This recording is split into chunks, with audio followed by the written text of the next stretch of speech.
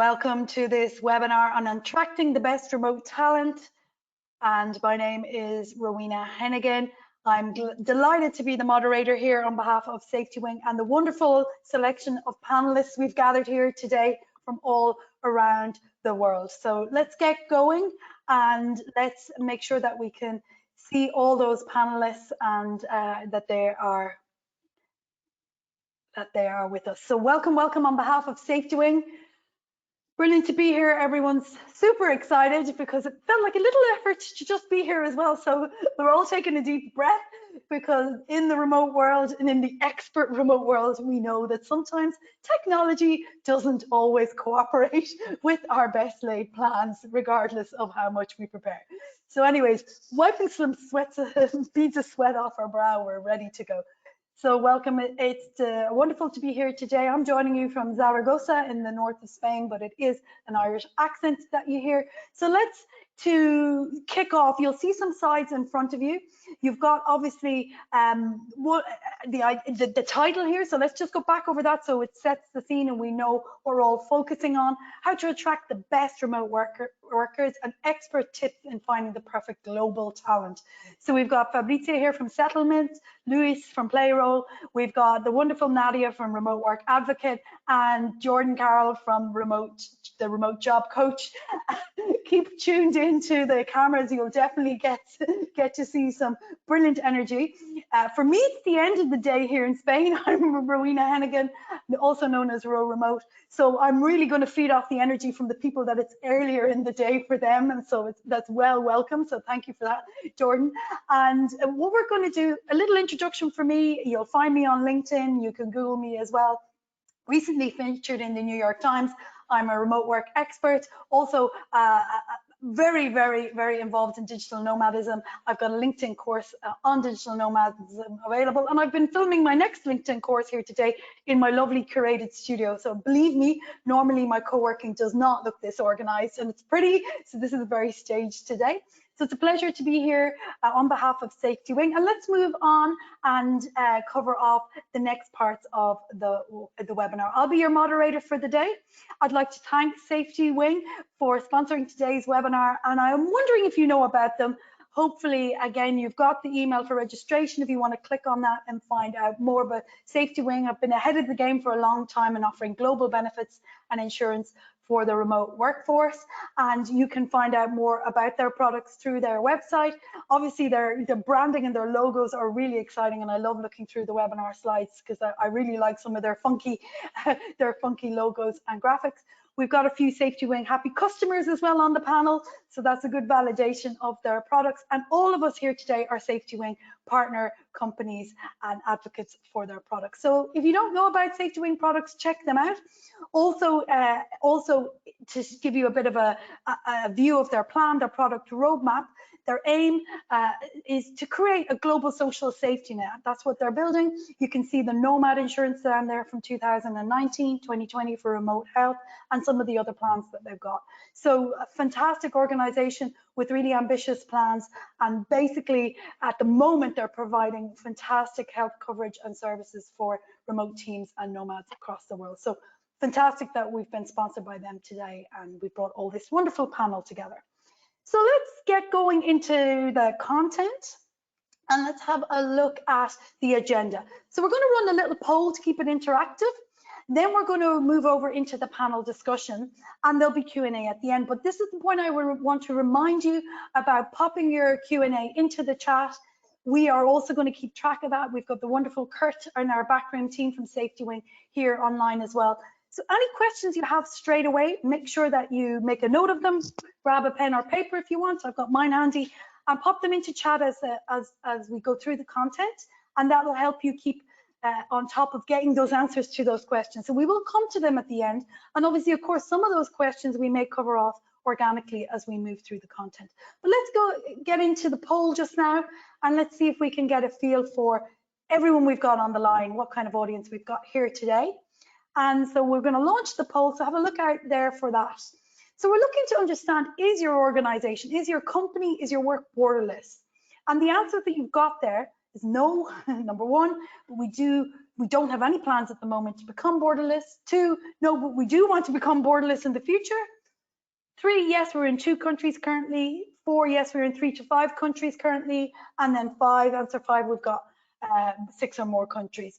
So we're going to launch that poll now, and please join in with ticking with what applies to you or your personal situation at the moment. And let's give it a moment or two for people to answer, and let's see what happens.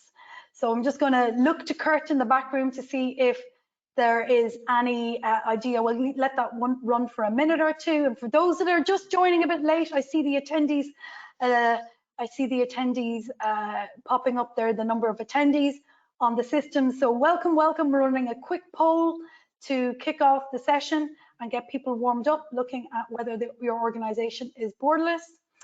Reminder to anyone who's just joined, you can obviously have a look at the webinar invite to remind you it's about attracting talent remotely, remote work talent globally, finding that best talent. So if you have any questions, make a note of them now, and you can pop them into chat as well. So I'm just looking at the responses coming in.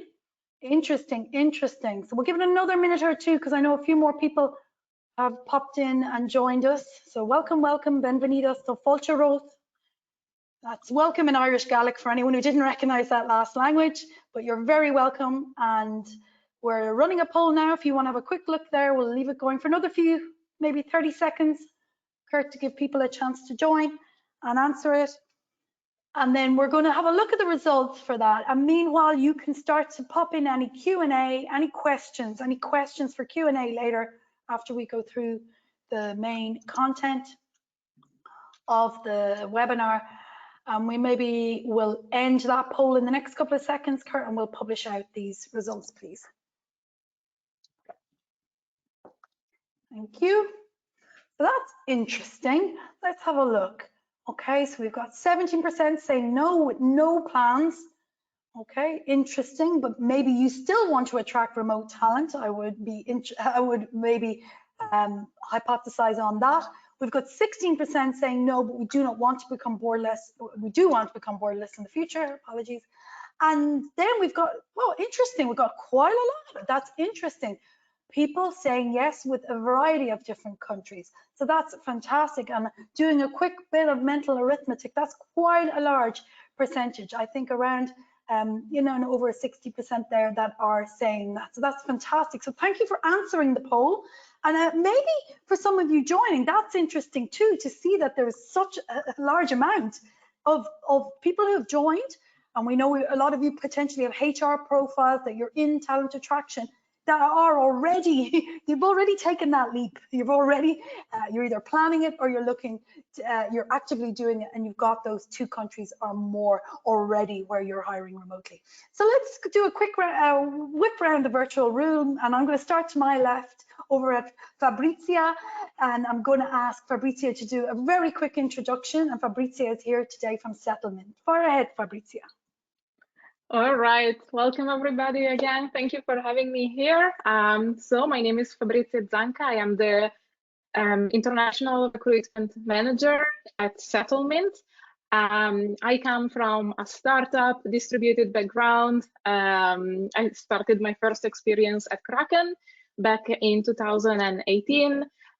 Shifted to being a remote career coach, just like Jordan does. He will introduce himself later, and then moved back to fully distributed global remote companies. I was at Remote, and now I am at Settlement. So quick introduction on the organization as well. Settlement is the first high-performance, low-code software that supports organizations to build and deploy blockchain and Web3 services without having the need of hiring blockchain developers, which is a pain to find. And so with our solution, basically, we support our customers to really quickly deploy their Web3 services. And we are talking about weeks instead of months. I think it's interesting for the audience to know that Settlement started as an office-based organization. Before the pandemic, they shifted to I would say hybrid. I think we still have to define exactly what we are, but basically we have 4 offices around the world. We are expanding in Japan, but we honestly are hiring in EMEA, in Europe, Europe, EMEA, and Asia Pacific. So we are in a strange situation. We are shifting to be more remote first. But our philosophy is to hire distributed talent. Wonderful, thank you, Fabri, and that's fantastic. Might be some jobs there for people if they're listening in. I'm going to move on to Louis, and can we keep it a little shorter, panelists? Just get those intros a little bit shorter so we can keep to time. Thank you, Louis.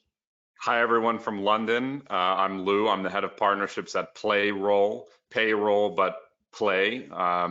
We're an employer of record platform that's been hiring global teams for 25 years as part of the VAT IT group, a very large compliance organization, and really enjoy being part of helping companies on their journeys to enable remote working. And we work with organizations of all sizes, from startups and single founders up to enterprises, to support them on expansion and hiring the best talent no matter where they're located. We have an extensive global network from that deep experience in global hiring, and so have been able to build a really fun and exciting business. So I'm really thankful for the opportunity today, and we're a SafetyWing partner, so also looking at offering the best benefits in the world to our global client base. Perfect, thank you, Lou, and over to Jordan. Come off mute here.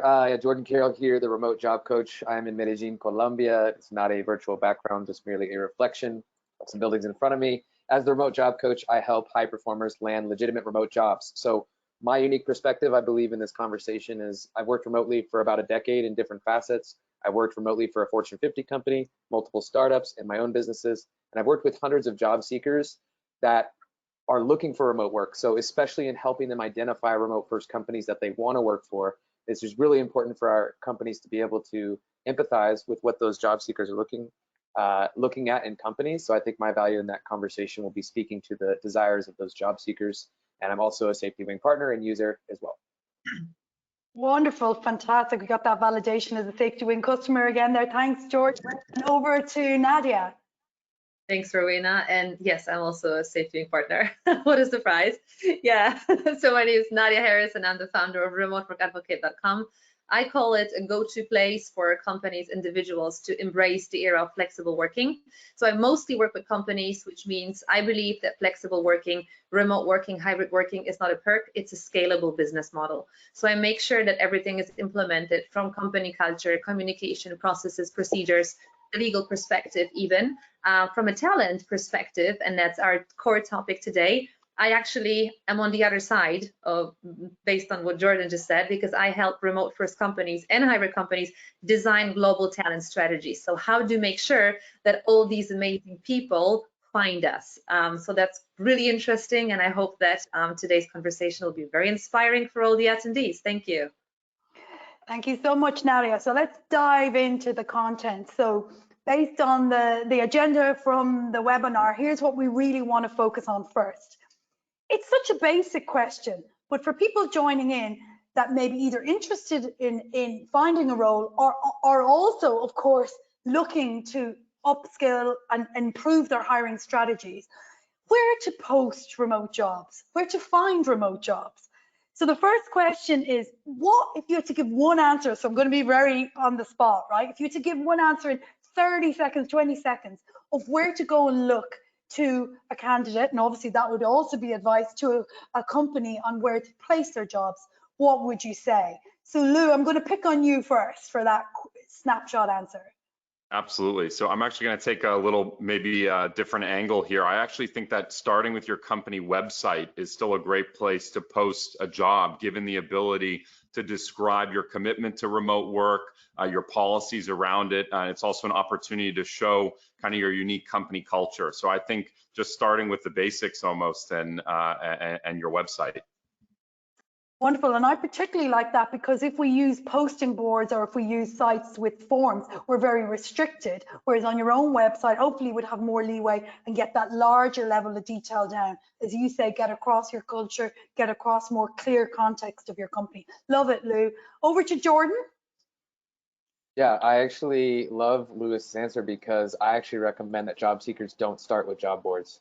I actually recommend that they start with finding the companies that are within the industries that they're targeting that will already give them the lifestyle that they're looking for.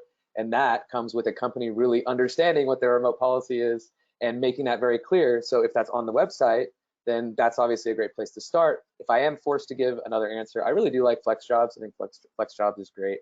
And they have really good advanced filtering. So, and it is a place where a job seeker does have to pay, but I believe that you're paying for some of that extra ability to filter. But back to Lewis's thing, like the standardization, there's no standardization among all these job boards. That's like the real problem I'm seeing in remote right now is like what remote means to one company doesn't mean remote to another company. So when you're forced to those certain filters, like on LinkedIn, for instance, it's just like, as a job seeker, it's crazy to try to figure out what a LinkedIn remote means. So I recommend finding the companies in the industries that you want to work for, and then confirming that they are remote based on what's on their website. Love it, Jordan. That adds on beautifully to what Lou said as well. That sort of really adds on the thinking to look for the company itself. Fabrizia, what would you add to that? I agree with everything that was said, and also important to use numbers, to use data. I like the approach of Jordan. Candidates are going to look for jobs in their industry, so organizations should look for job boards, for instance, that are relevant for their own industry, right? And leverage the application tracking system, see which kind of numbers you get from the different sources, run some A/B testing and see what works best. But I think it's extremely important for organizations to really focus on numbers and see what the numbers say. Nadia, over to you. Thanks, Fabri. That's some really interesting insights as well. Nadia? I love what everyone said, and it totally resonates with me. I always say that we look for the cultural fit, not understanding that everyone is the same, but I know what I look for, and that's what the company can give me. So I would definitely, from a company perspective, I would like to be found, right? I would like to be found. Oh, you know who I am, what I stand for, and that's the people that we speak to, and those are the people that look for us. That creates an amazing company culture. So one tip that I could probably give, check out all remote first communities, digital nomad communities, become part of that community because that's where the people are, and also work on your employer brand and also employee advocacy. I think that's an amazing tool that adds the most value and credibility these days. Another portal, just to add something that I've been exploring recently, JobGetter, really interesting. They're one of very few ones now on the market also that provide these filters where you can see, you can filter full digital nomad, hybrid, it shows in which country it's hiring, or if it's global, so that also adds value. And I totally agree with what Jordan said. It's definitely hard to find something without limitations, something that's borderless.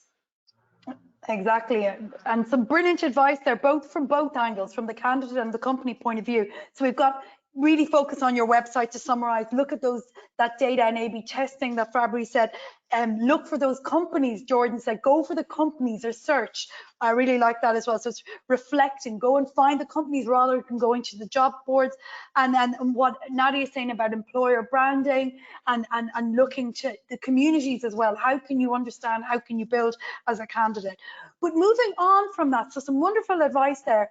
And I think it's so customized. That's why it's hard to give blanket advice, because putting ourselves in the position of a job seeker, and I have people who come to me all the time saying, how do I find a job, a remote job? And then you have to ask all those pre-qualifying questions, as we all know. Where are you based? What are you looking for? Where are you legal to work? All those things. And to Nadia's last point, then a certain job board might be wonderful for one person in one country, but it's not in a totally different part of the world. So we have to be really, really careful on that one. So if you were, for a moment, let's because we're all here and we're all doing well in the remote world, and we're sitting in a place of privilege. So if we weren't, if we could take on that persona for a minute of someone, and I know Jordan, you've been there because you moved, I know lots of us probably moved from a more office or traditional job. If you could walk in the shoes of a candidate looking for that job, what would be the first thing you would tell them to do in general? We'll start with Fabri this time. What would be the first piece of advice you would give them if they want to find remote work?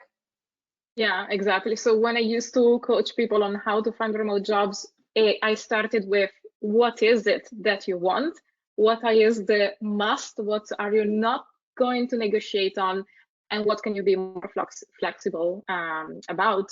And so starting from that point, understand, as we said before, what is your industry? What are your strengths? What are your skills?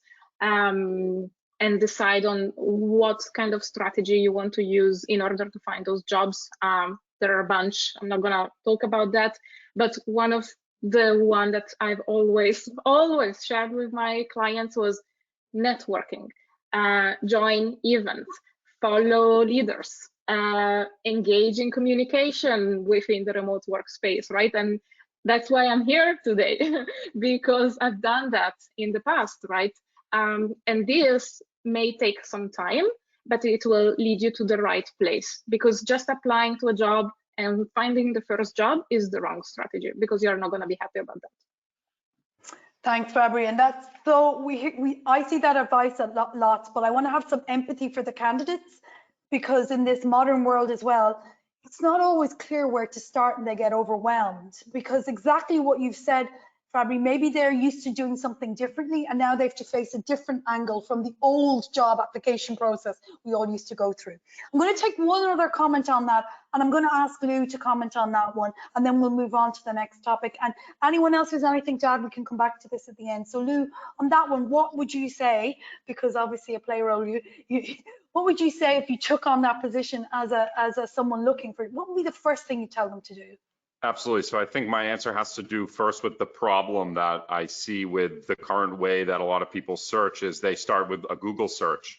And that's ultimately not really an inclusive way of finding a job, because you're gonna have to start from scratch essentially with this massive database of potential companies out there. And because we're still in fairly early days in terms of adoption, candidates don't really have a central place that they can go yet, particularly if maybe they're not in networks, certain networks, or have certain connections. And so if you just start with Google, you're going to end up with all this information that's disparate. And you might just end up with the companies that are paying for SEO for remote jobs, as an example. And so this kind of hits on the point of information access and ultimately how companies are then positioning themselves. And so I think for me, it's starting with your immediate network, and that's my first advice, because that's something that you might be able to find that first person that can then connect you with a company, and that's advice that works no matter whether you're went to a top school in London or you are somewhere in a developing country potentially. You might be able to start with that immediate network, call some people, have some conversations, and then expand that network by joining webinars like this one as a participant, and then emailing, LinkedIn, getting in touch with people who you have some kind of connection with now, and you've learned something from them. I think can be a really good way to start. Wonderful, wonderful. And that's all fantastic advice. And again, it's that case of, rather than the spray paint through everything, be more focused. The approach is more focused. It's more direct. Certainly for me, from personal experience, and this might not work for every single type of job seeker, but LinkedIn recommendations and testimonials have been amazing for my career in general. And it often, just go and look if you need examples. I've just done a load of in-person events, and I proactively in my calendar go and look for testimonials and recommendations after. So it's something that always stands stead in your career, but it always surprises me what people don't know about that, and they don't use it. And often I have candidates who ask me, and I look at their LinkedIn profile, and apart from it not being up to date, I'm so surprised when they have wonderful experience in their CV that they don't have any recommendations or testimonials. So that's just my observation there on what could be a huge gap. But exactly to your point, Lou, be more focused, be more be more strategic in your application. So there's loads and loads of brilliant advice there. I want to move on so that we have time for Q&A. So what I want to look at now is putting our company hats back on, and we can all do that. I want to look at if we're in the position of attracting remote talent, how do we stand out from the crowd? So what I'd like to do is go to Jordan on this one. So Jordan, with that idea in mind, right, we've got a few, I mean, the obvious thing is compensation, but let's take that off the line for a minute, right? Let's just assume in a nice Nirvana word that the compensation is there. What would be, how does a remote employer, remote first employer stand out for the crowd? Extreme clarity. I think a bunch of us posted, it's like, the thing that job seekers are so frustrated with is, I had one in particular, a client who's going through the process, and in the second interview that they had, they actually asked, which this job was posted as a remote work from home USA job, they asked if they're willing to relocate. It's like, why, what do you mean, am I willing to relocate? Why are you asking me that on the second interview? So it goes to show that there was an extreme lack of clarity internally at the organization at what their remote policy was, and that they're actually bringing people back to the office. Well, it's like that trickles down to HR, and then how recruiters are talking to candidates and how the job listing looks. And so I think it kind of starts from the top, taking a really, really aggressive stance at what our remote policy is, what it is we believe in remote work, and how it is that we enable people. Because if you have confusion about that internally, how do you think people are going to see you from the outside? It's going to bleed into every single thing. So I think just, and Louis talked about this before, it's like on your website, like on the homepage, what do you say about remote work? Like on the about page, what do you say? There should be dedicated sections throughout your website, even maybe a dedicated page on what you believe about asynchronous communication, about meetings, about different things like that. You look at companies like GitLab who have entire manuals and have entire they open sourced all of their stuff. Like, go use what's out there and then engage people who are really smart, like Nadia, for instance, like Rowena, to help you learn these kind of things, right? And me focusing from the job seeker side, I get like all of the complaints from them of just like, what the hell, this isn't even remote. I'm reading to the last couple lines and it's saying that I actually need to be in the office once or twice a week. Thank you, Jordan. And I get a lot of those types of, I know we probably all do, complaints, and this was a remote job and it wasn't. So I want to pick up on Nadia's point where she said, what about employer branding? What about general marketing? It is bad for your company as well. We can give you all the reasons, apart from it being frustrating for the candidates and confusing, but it's also bad from a marketing perspective. But Jordan, I hear what you're saying, and I know Lou said about having the website up to date, but I'm going to go to Fabrizia for a minute and then to Nadia, because you're on that other side now in recruitment and settlement, Fabrizia. So what would you share honestly?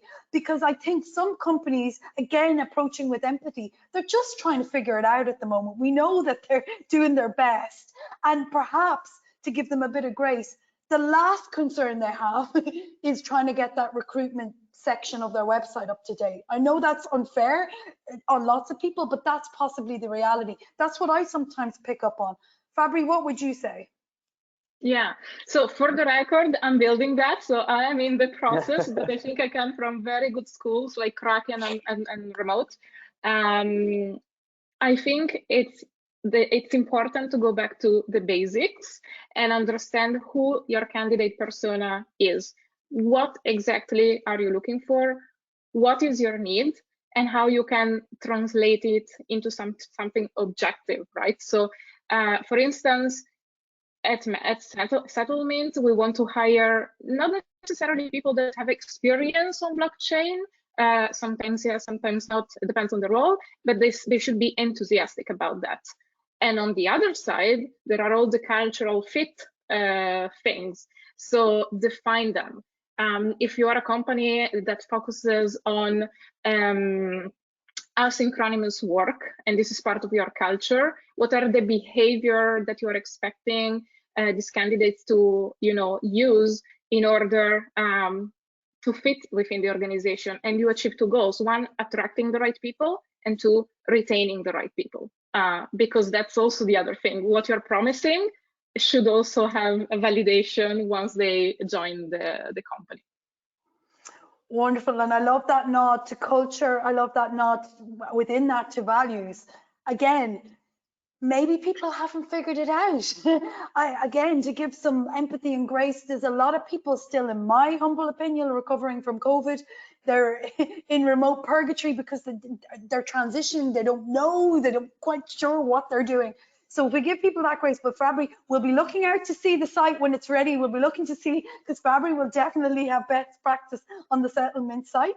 And also, just to pick up on what Jordan said, GitLab, and there's some other Help Scout, there's some amazing other sites out there with really good recruitment sections. So you can look there if you want best practice. Nadia, would you add anything that helps bring this conversation? Absolutely. Absolutely, yes. Well, how could I not? One thing that I have to mention, and I see this with many companies, I think it's, and I'm sorry to say this, it's a limiting mindset, but that's the truth. So I've worked with companies that, for example, were able to negotiate for 8 months with employers of records. For goodness sake, like really, how can it be that no one is meeting your requirements and expectations? People are waiting to be hired. Sometimes talent teams, they already have candidates in the pipeline, but then the legal team for so many months, it's processing, they don't know, they think. So I think that we have to get rid of this mindset of being too process oriented to be more people oriented. That's number one. And number two, obviously I agree with everyone that's been said, but there is one very crucial thing that I believe in today in the online world, and that's, I think, why we're all here today as well. It's authenticity. So it's all the people. Our employer brand is not just a beautiful career page. And I've seen companies shouting out loud about amazing work from anywhere policies where they literally meant your bedroom and your kitchen, not being able to work from abroad at all, which is ridiculous, and it's a mismatch, and it's already miscommunication because those terms are not defined. But if your people get out, not all of them, you don't have to push anyone. Some people are extroverted, some are introverted, that's fine.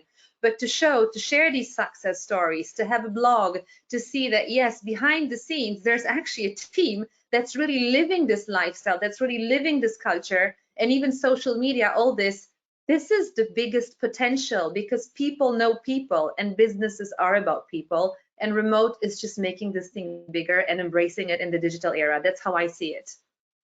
Oh, I love that, Nadia, and hopefully there's some gems for the 60% answers in the poll of people who have already started to hire remotely. They're thinking, you know, geographically of expanding even further, because I think there's some really good ideas there, and from Fabry as well, from everyone, that there's ideas of things you can do regardless of having. So Jordan, I know ideally we would have the full policies. I know ideally we would have everything ready.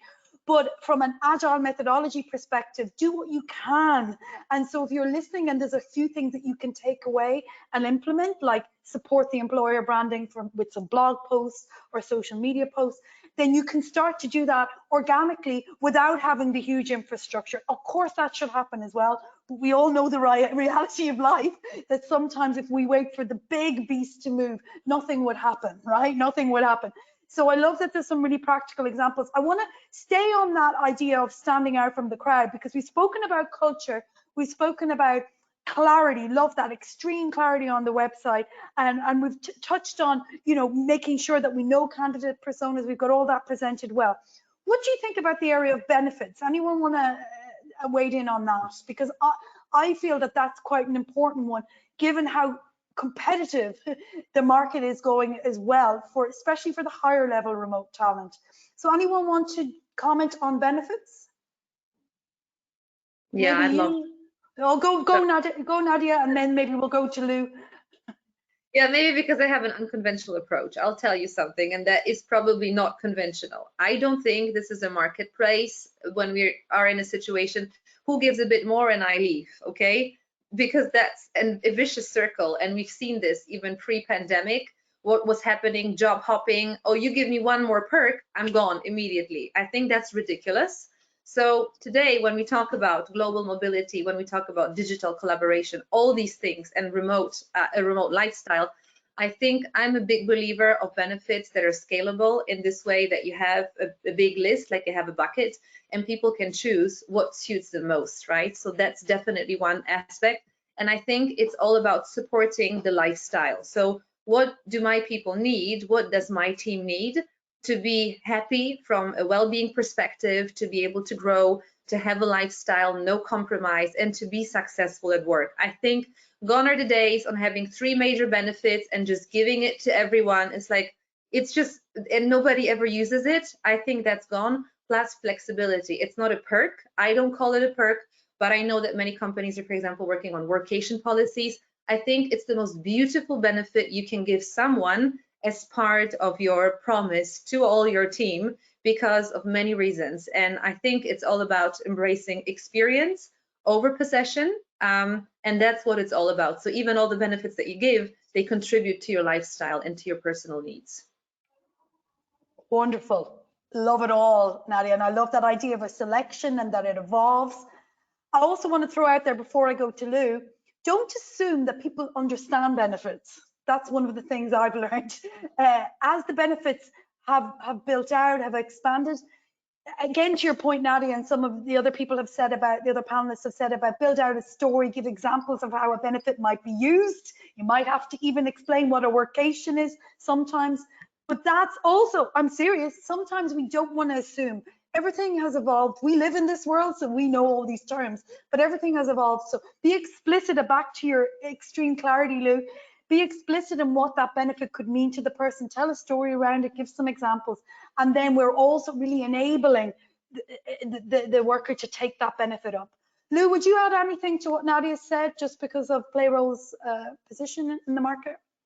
Absolutely. I was just going to say, I think a lot of it does have to do with, gone are the days of just handing out a bunch of pamphlets and saying, here are all your benefits, go for it. This is what you get as the standard package. I think definitely everyone on your team is going to be in a different situation. Everyone on your team might be in a different country, different location with different needs. And so giving them that flexibility to choose, to create modular programs is really what's going to set you apart in the market right now. And, I speak to companies who will say, should we do this? Should we do that? And I always say, step in the candidate's shoes. What would you want if you were in that position? You were considering working for a company that's in a completely different country than you. You might not ever meet the people in person in real life.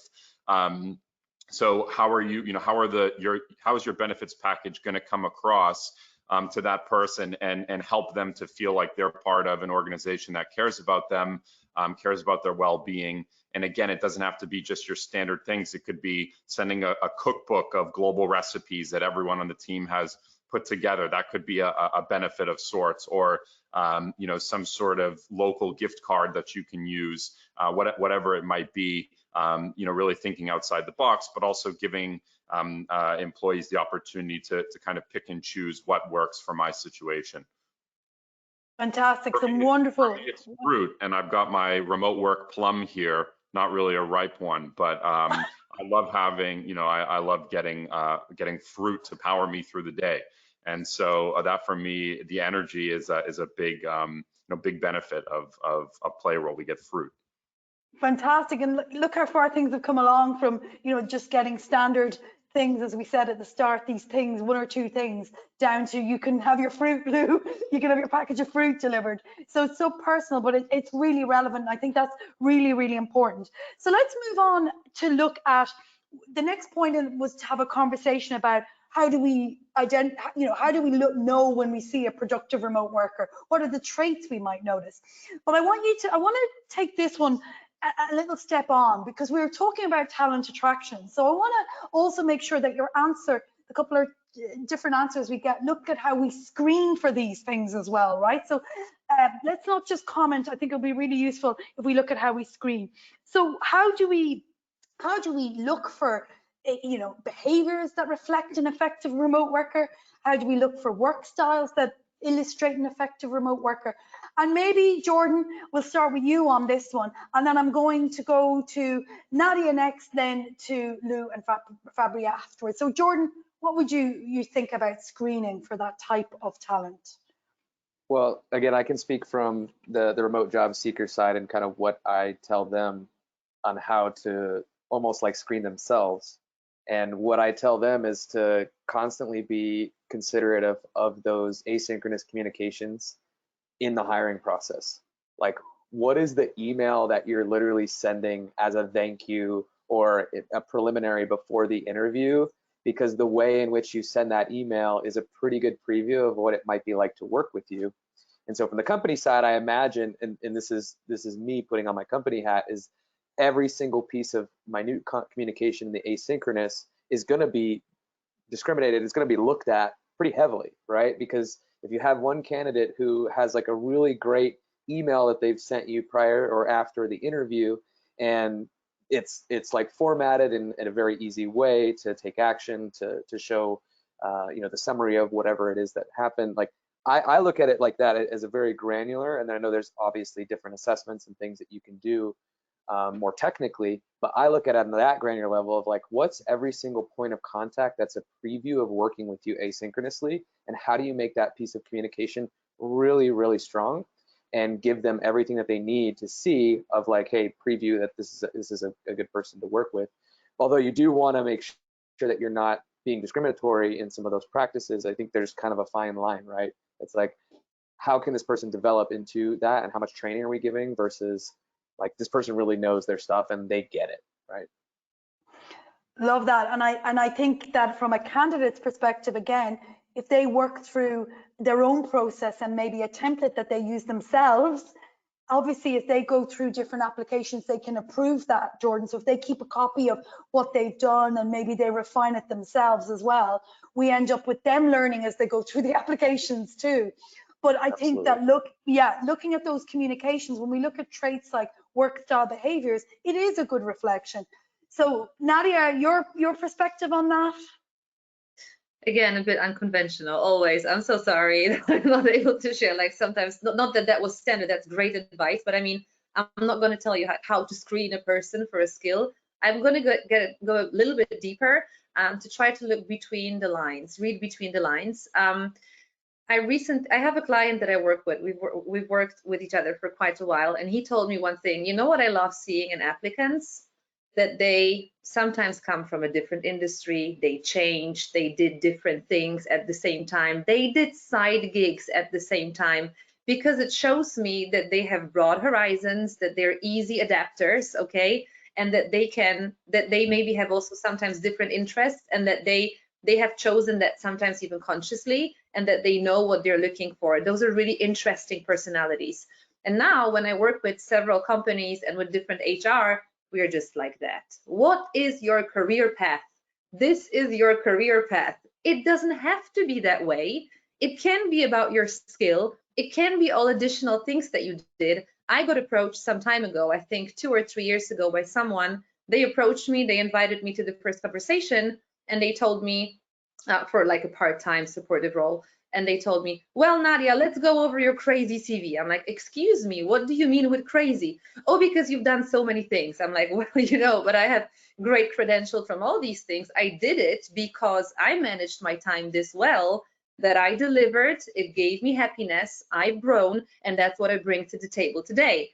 And I think those are very limiting beliefs. Or for example, sometimes companies say, we look for leadership in the remote world. And what they understand by leadership is working in a company that has 300 people. My question is, have you defined that? What does it actually really mean when it comes to being productive, making things work, inspiring people? So I think we have a lot of kind of cliches and this kind of approach to doing things the way we did them before.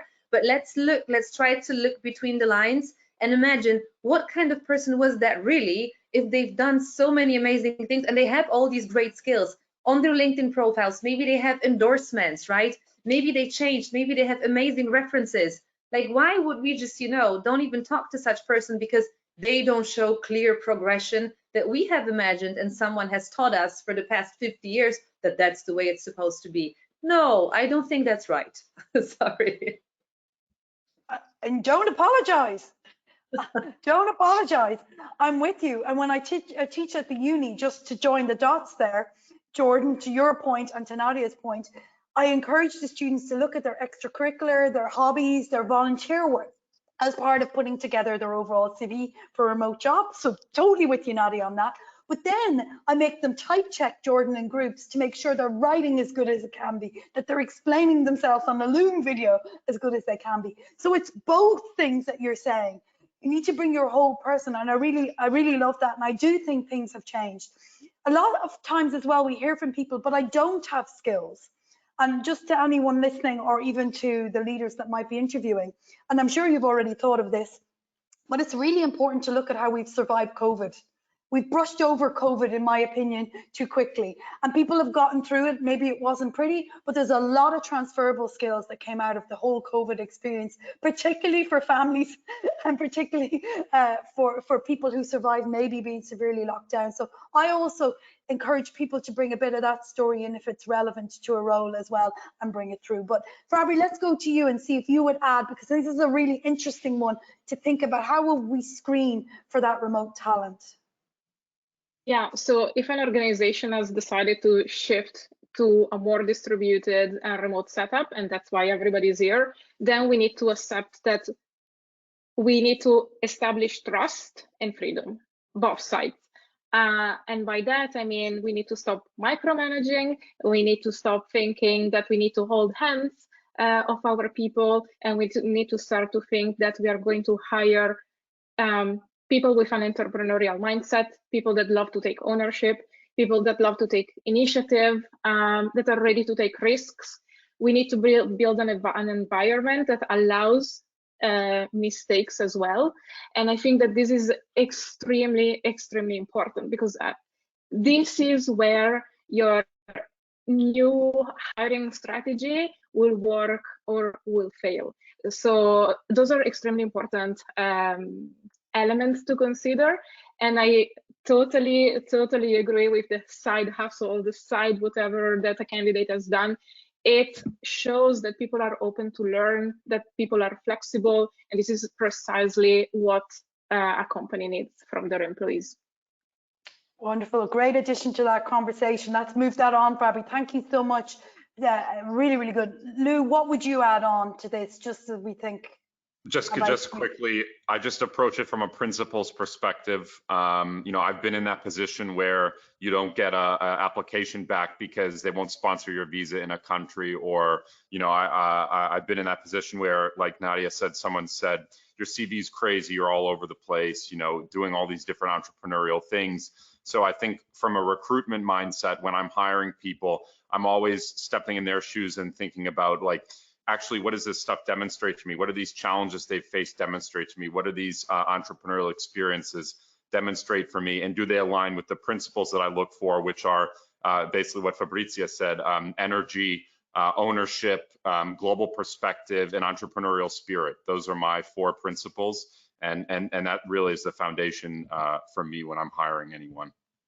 Yeah, well, that's wonderful. That's wonderful. You heard it from the horse's mouth there, as we say. I saw Jordan smiling and nodding, and Nadia as well. But I think, again, some really good examples there of both screening and what the candidates should be thinking of. This is for both sides, all this information. So it's really, really useful.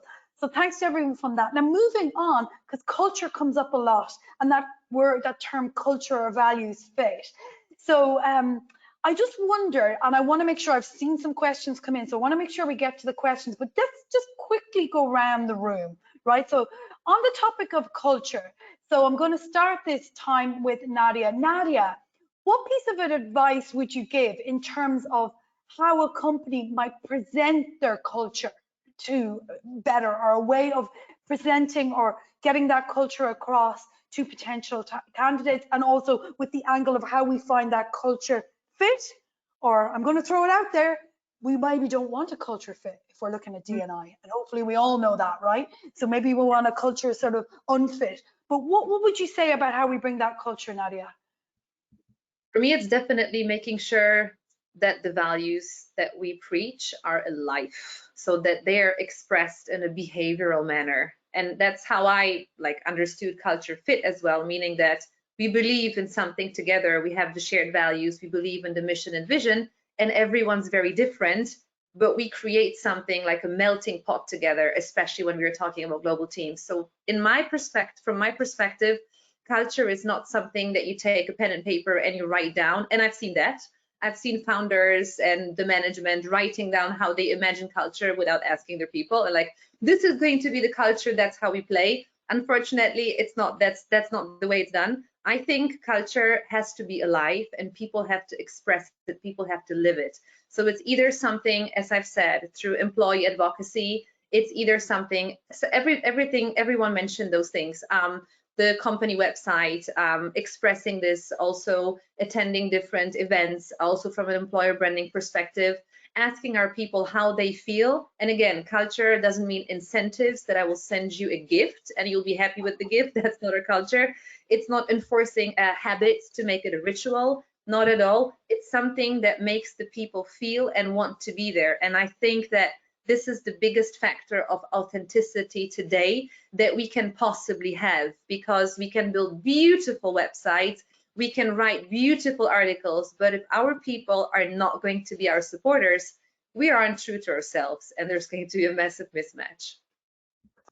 Fantastic. And I know we've weaved culture the whole way throughout the discussion, so that's really good. Love that, Nadia. I'm only going to go to Jordan on this one, and then we're going to take questions because I've seen them coming in. But Jordan, because I think you might have an interesting perspective on how you maybe advise your candidates, your job seekers, on how they figure out culture. What would you say? Yeah, the best cultures that we find when I'm working with job seekers are the ones that have, as Nadia said, employee advocacy, and the employees are speaking on behalf of what the values are and how they're living it. So I love to see when a company actually features some of their employees on like their LinkedIn page, for instance, and they talk about how this person lives that certain value, and that person is able to either comment on that or either to share their experience. And you can tell how it's real because the person is speaking to it themselves. And then that becomes a self-selecting way for job seekers to identify with those lifestyle, the values, whatever it is that they're presenting. So we're often like, the worst thing that you can have is none of your employees are talking about your company, especially not in a positive way. Obviously, if they're talking about it negatively, it's even worse. But if no one in your company is talking about how much they love working there, and for this reason, that reason, this reason, that makes it very difficult for job seekers to self-qualify of like, oh, I identify with that value and that how this person is living. And so that's what we look for, is like a lot of indicators on like LinkedIn, for instance, of what are the employees at this company actually saying. Wonderful, wonderful. And the thing is that we've gotten it from both sides there. It's interesting because I've just thought of an example where I once asked a senior director of a company what stories brought the culture of the company to life. Was there a story that they could tell me? And they couldn't, right? So everything you've just said there, both of you, actually lines to that moment where, again, there wasn't anything that he had in his repertoire that he could. So they hadn't looked for that employee advocacy. They hadn't looked to bring it to life in any way, in any stories or whatever. So it's interesting. So that's a way of checking. Now we have a few questions coming in, and I want to be very fair because there's one of them that I'm reading out here. I'm going to read it out again. So someone asked, I'm just going to read this out and see if whoever asked it can clarify, because I don't think it makes total sense to me. I currently work remotely and my company contracts, pays via Upwork, the platform Upwork. Is this screenshot mouse and keyboard activity what we should expect of being a remote worker? So that doesn't make sense to me. So if you've asked that, I'm going to give you the opportunity maybe to type in that question again, or give that second part of the question again. So whoever asked that, if you could do that. Meanwhile, I'm going to move on to one of the other questions. We've got a couple that are relevant. How can we attract talents who want to move around the world? Lewis, this could be one for you. If they don't have authorization to work from those countries, I mean multiple countries, i.e. nomads. So Louis, do you want to take that one? Yeah, so we do support with visa sponsorship for clients who use our EOR, depending on the country. Some countries it's not allowed. But if you are going to do it on a nomad basis, and that's mostly a conversation you're going to have with the company, because there are various tax implications, obviously, of moving around to different countries for different intervals of time. And so I think there are businesses that will allow you to do that. That is, again, probably more of a cultural question than anything else, and a question of trust. And tying it back to the last point as well, my favorite book is What You Do Is Who You Are.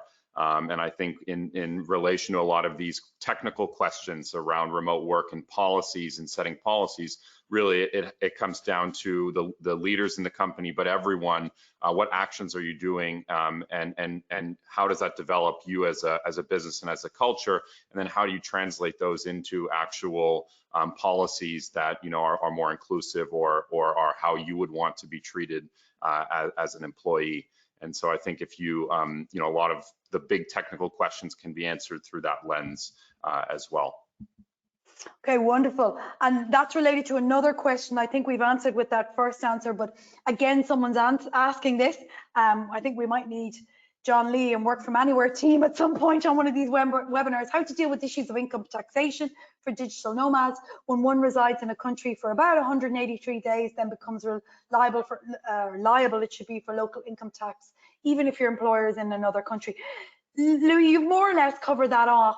I wanna actually, because I know from the poll, I want to encourage the people listening in that are looking to expand geographically.